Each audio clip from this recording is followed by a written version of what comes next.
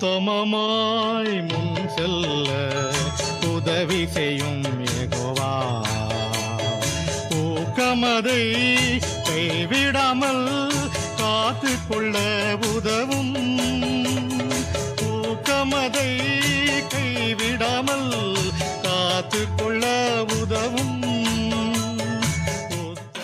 ஆண்டவரும் இரட்சகருமாகிய இயேசு கிறிஸ்துவின் விலையேறப்பட்ட நாமத்தினாலே உங்கள் யாவருக்கும் என் அன்பின் ஸ்தோத்திரத்தின் இந்த பரிசுத்த நாளின் காலை வேளையிலே உங்களுக்கு தெரியப்படுத்துகிறேன். என்னாகமம் புஸ்தகம் 14ஆம் அதிகாரம் 24வது வசனத்திலே இவ்வாறாக வாசிக்கிறோம். என்னுடைய தாசனாகிய காலேப் வேறு ஆவிய உடையவனாய் இருக்கிறபடினாலும் உத்தமமாய் என்னை பின்பற்றி வந்தபடினாலும் அவன் போய் வந்த தேசத்திலே அவனை சேர பண்ணுவேன். அவன் சந்ததியார் அதை சுதந்திரித்துக் கொள்ளுவார்கள் என்று சொல்லி நாம் பார்க்கிறோம்.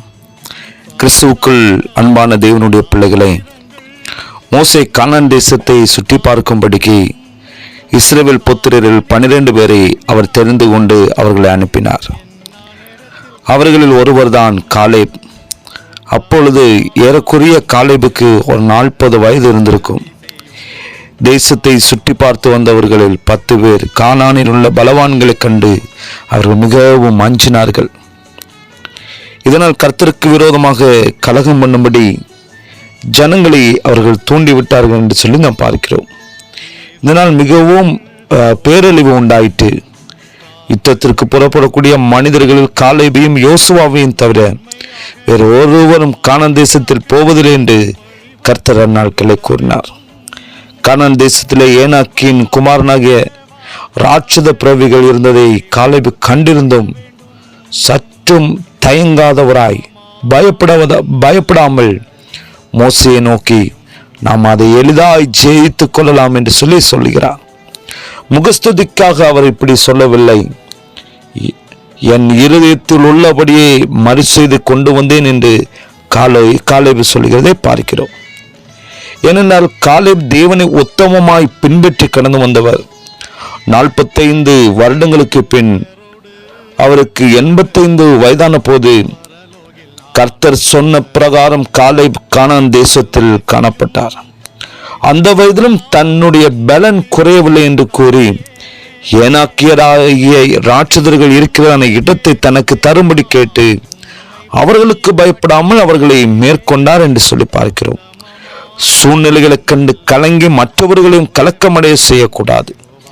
நாம் தேவனை உத்தமமாய் பின்பற்றி கடந்து வந்தால் இந்த பூமியில நடைபெறப் போகிற எப்படிப்பட்ட பயங்கரமான தீய செயல்களாக காணப்பட்டாலும் நாம் சென்றடைய வேண்டிய அந்த பரலோகத்திற்கு தடையாக ஒரு நாளும் இருக்கவே முடியாது. ஆகையால் கிறிஸ்துவுக்குள் அன்பான தேவனுடைய பிள்ளைகளை எதை கண்டும் அஞ்சாதவர்களாய் நமக்கு முன்பாக இருக்கிற அந்த இரட்சகரை மாத்திரம் நோக்கி கொண்டு நம்முடைய வாழ்க்கையில உண்மை உத்தவமாய் அவரை பின்பற்றி கடந்து செல்கிறதான பொழுது கர்த்தர் அதற்கேற்ற பலத்தையும் கிருபைகளையும் அவர் பரிசுத்த ஆவியானவர் தம்முடைய வல்லமை நமக்கு கொடுத்து அவர் நம்மை வழி நடத்துகிற தேவனாக இருக்கிறார்.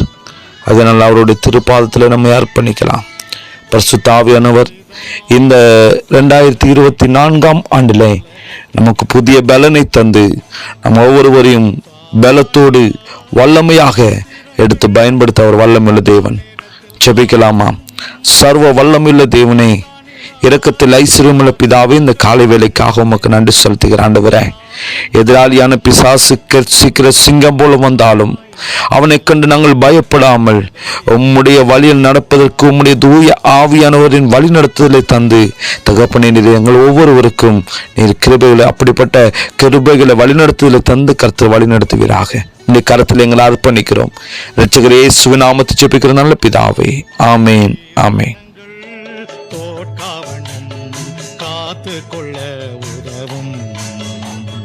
நேர்மையாக வாக்கை காக்க வழிவகுத்தருள வேண்டும்.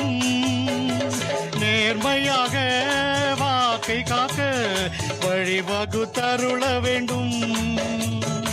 உத்தமமாய் முன் செல்ல உதவி செய்யும் யெகோவா.